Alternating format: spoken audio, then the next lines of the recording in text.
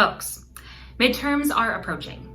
I mean, in about 11 months, but still, I know it feels like we have 2 more years to worry about who the next president is going to be, but these midterm elections pack more impact than you might think.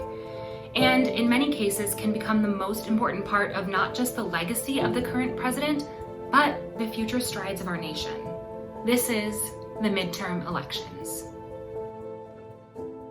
On November 8th, 2022, midterm elections will be held. Congressional elections, or midterm elections, determine who will represent your state in Congress. Voters choose 1/3 of senators and every member of the House of Representatives.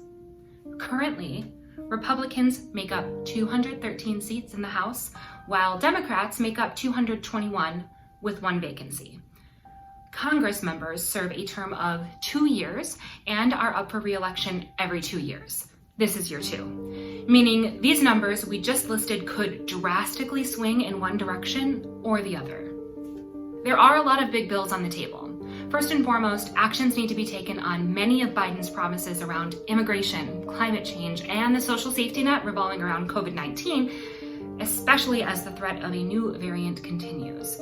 We also have larger social issues around voter suppression and abortion outlaws around the nation that pose a threat as well. But there is a long-term goal with these elections as well. Obviously, whatever party controls the House and the Senate, it becomes much easier to pass legislation in favor of that party. However, even after the president's 4-year term, this can be important.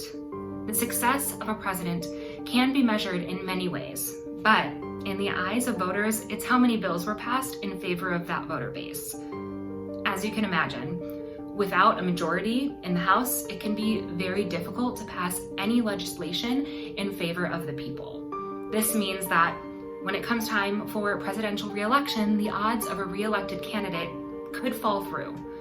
And seeing as though no party runs a running mate against their current standing president, the other party would take over. So basically, Democrats want to keep the majority so that Biden has free rein to pass bills in favor of his camp, and the Republicans want to take back over the House so he falls short on all his campaign promises so they can win the next election. Yes, it's a very petty game they're playing, but it's a game that will affect the immediate lives of all the bystanders. That would be us. But we don't have to be bystanders. Yes, we're going to say you can vote again, and I know it sounds like a broken record, but in a 2-party system, it's what we got. So before you let it slide because it all feels hopeless or meaningless or a waste of your time, just remember what's on the line and all the friends and family that could be affected if we do nothing.